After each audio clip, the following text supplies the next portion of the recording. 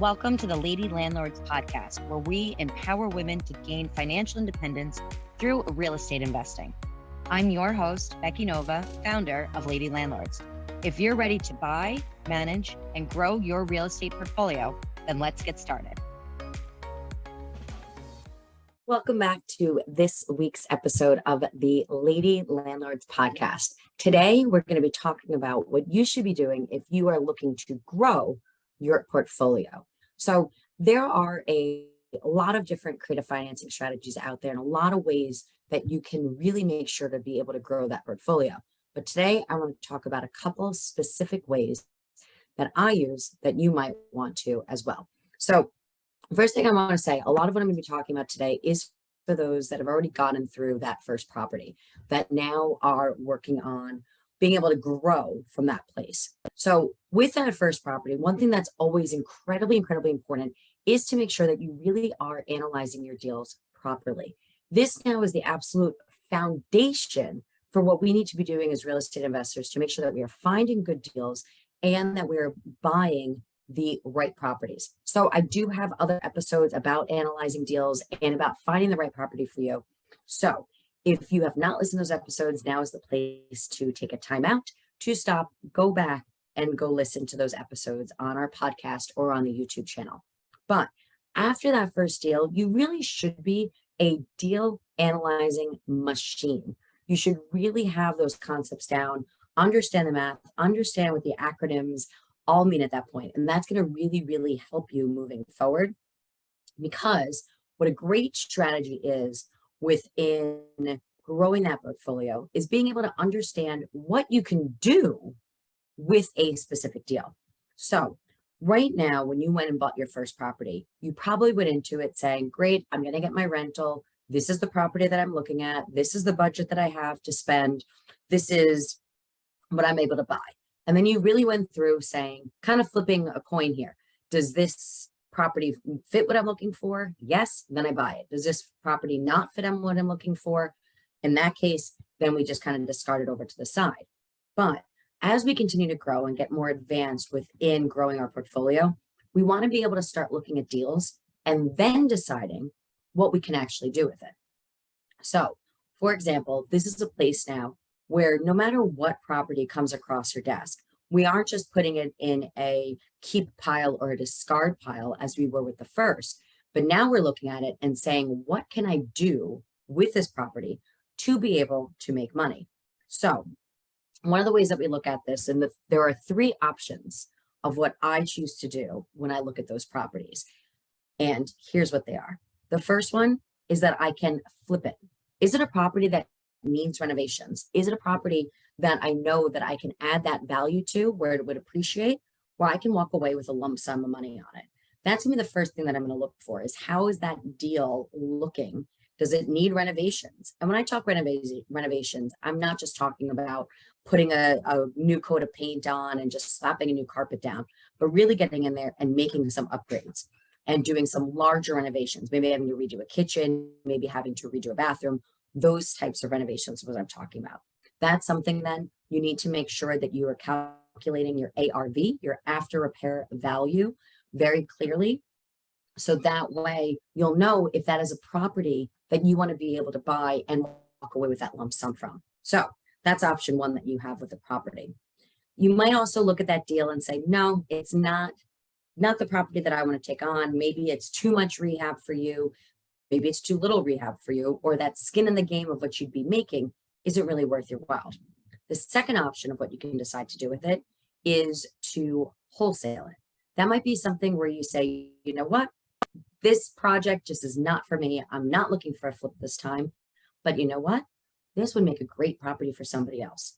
This is where it's also important to make sure you know your numbers, because with wholesaling, what wholesaling is, and once again, I do have a whole episode about how wholesaling works. So feel free to pause right here and go back and watch that wholesaling episode. But with wholesaling, the idea is that you get a property under contract from the seller, and then you find somebody else to get under contract that's going to buy it from you. So really, you're just kind of the middleman there. And when you sell that property from the seller to now the new buyer, you actually are able to accept the difference between what you're buying it from the seller from versus what then you sell it to the buyer from. So that difference is then what your profit is. Okay. So you need to also understand here what that property is worth at the current time versus what the property can be worth in the future, because then that's how you're going to be able to determine if you as a wholesaler can actually make money from that property. So really in this, you don't have to deal with the flipping, you don't have to deal with the renovations, the project management, the supply chain issues that making everything so expensive. Because here all you're doing is saying, you know what, this property, that project is not for me, but let's go and place it with somebody else. And then you can also make money on that transaction. Now, option 3 of what you can do with that property, when I look at those properties there are some points in time where there's maybe just not the rehab that needs to be done. That's just not something that's either that property necessarily needs. Maybe there's already tenants in place. Then option 3 is to buy and hold that property. Buy and hold is simply to have that rental property. So that's really where you just come in, you absorb it. Fine, if there's not tenants there, maybe you have to update the paint or something like that. Nice little cosmetic changes, not full rehabs here. But this is where you're really saying, this place is ready to go, it's ready to be rented, or it has great paying tenants already in it.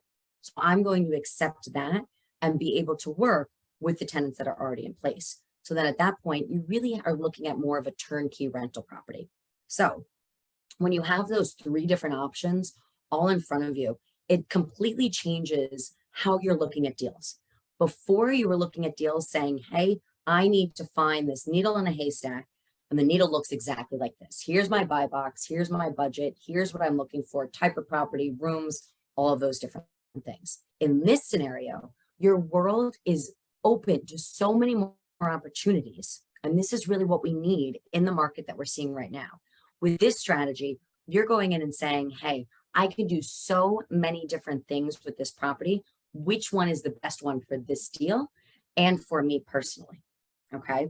So a couple actual little tips on here too. As we're talking about what to do with these properties, you're probably saying, but great, but Becky, how do I pay for it? So I want to actually share with you 2 of my favorite ways that you can now finance your deals, especially as you start to get into a little bit more of these advanced strategies as you continue to grow your portfolio. First one that I always love to talk about is actually private lending. Private lending is absolutely always brought up in the sense of being able to use other people's money. Now, little caveat here, see my asterisk that I'm making over here on YouTube. One thing to mention about private lenders is private lenders are people that you actually know. Maybe they're your uncle, a cousin, a coworker, maybe they're your cousin's coworker, right? But they're all people that are somehow within 7 degrees of separation. Not to be confused with hard money lenders, okay? Hard money lenders are businesses. Hard money lenders have already strict lending criteria. They dictate what those terms of the deal are. They are not really negotiable. Private lenders are, because they're other people that you know that you're really being able to work out a situation for them to be able to lend you money. Totally different scenarios here. I'm talking about private lenders. Private lenders are a situation where you will be able to maybe become a cash buyer on some of these properties, or where you can actually use the money from a cash buyer, from a private lender, where you can use that money from a private lender to be your down payment, where in certain situations here, you don't necessarily need to come out of pocket with anything, meaning you can actually buy a property with $0 of your own. Kind of fantastic. So I do have a couple episodes on private lending as well. What's really important there is to be able to kind of create that lead generation, to create that funnel for your private lenders. That's a really great idea to start now today, before you even find the deal, to start talking to people to identify who those private lenders are going to be.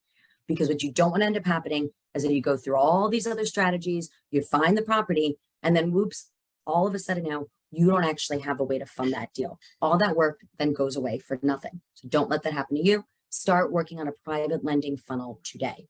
If you need help with that, reach out.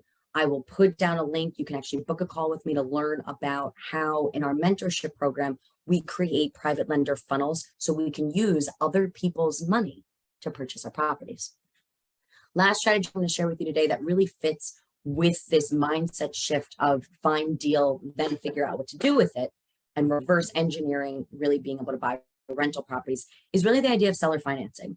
Now, seller financing has not exactly been a way to go, in my opinion, this past year or so. It's been very, very difficult with things being such a seller's market. When it's a seller's market, you don't necessarily have sellers that really need to go the seller financing route, because people have been able to put anything on the market these past 2 years, and things are going incredibly fast, over ask, in just a couple hours after hitting the MLS.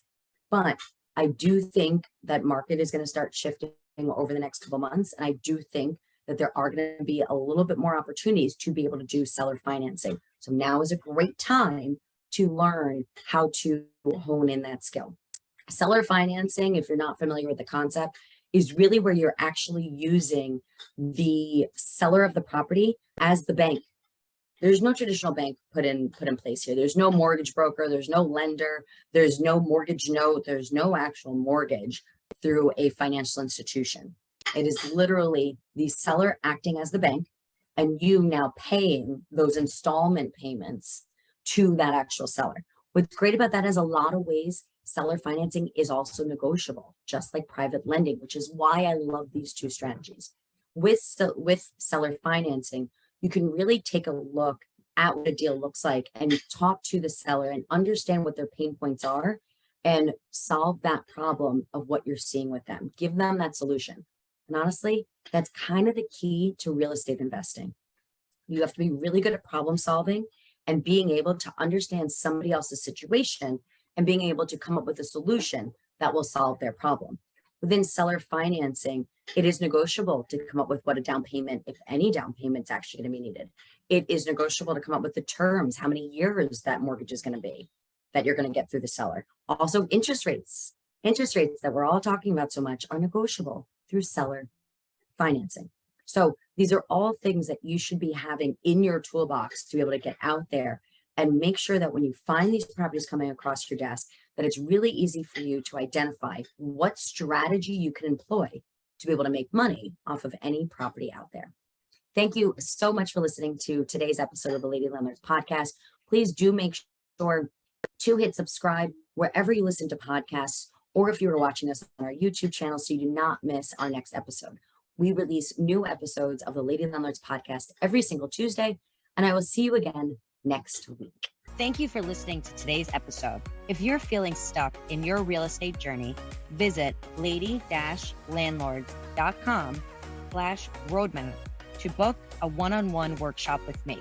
I'll help you determine your next best strategy. Or you could subscribe to our newsletter for exclusive tips and offers. Invest with confidence. Become a lady landlord today.